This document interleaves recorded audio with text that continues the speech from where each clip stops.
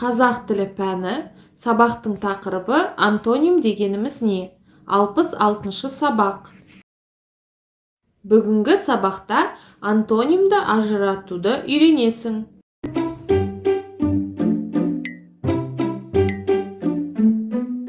Дана, сен не істеп отырсың? Мен ойланып отырмын. Не туралы ойланып отырсың? Қарындаш туралы ма? Иә, қараңызшы, мына екі қарындаштың қандай айырмашылығы бар? Айырмашылық дейсің бе? Мынау ақ қарындаш. Ал мынау қара қарындаш. Иә, дұрыс айтасың. Ақ және қара қарындаш. Тағы мына қарындаш қысқа. Онда мына қарындаш ұзын. Сондай-ақ мынау жуан қарындаш. Иә, ал мынау жіңішке.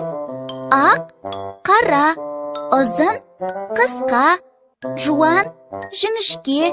Бұл сөздер қарама-қарсы мағыналы сөздер деп аталады. Бұл сөздерді біз заттың сынын білдіретін сөздер деп оқыған едік. Иә, бұл сөздер заттың сынын білдіреді, әрі мағыналары бір-біріне қарама-қарсы. Иә, мен түсіндім.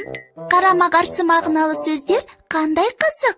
Үлкен, кішкентай, түзу, қисық, аз, көп, биік, аласа. Иә, бұл сөздердің барлығы қарама-қарсы мағыналы сөздер. Аға, тек қана заттың сынын білдіретін сөздер ғана қарама-қарсы мағыналы бола ма? Жоқ, заттың қимылын білдіретін қарама-қарсы мағыналы сөздер де бар. Мысалы, шығу, кіру. Мезгілді білдіретін де қарама-қарсы мағыналы сөздер бар. Мысалы, күндіз, түн, қыс, жаз. Аға, қараңыз, Вики бір-біріне қарама-қарсы екі түрлі аяқ киім әкеліп қойыпты. Мынау үлкен, қара және ескі бәтеңке. Ал мынау кішкентай, ақ және жаңа бәтеңке.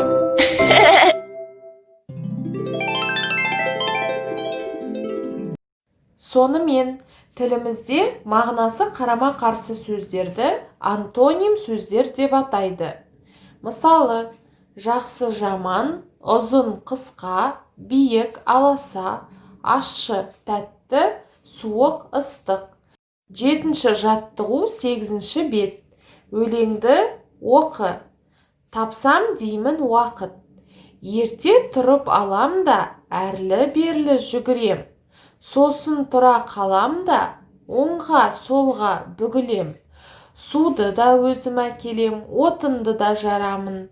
Бөпеме нан әперем, малға да шөп саламын. Қолға алмасаң ұнатып, жұмыс оңай өнбекпе. Тапсам деймін уақыт, спортқа да, еңбекке.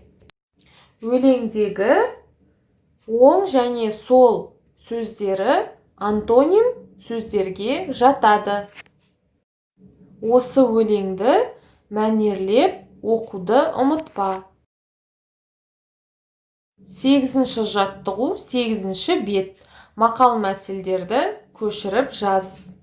Көркем, сауатты жазу керек. Келесі 11-ші жаттығу 9-ші бет.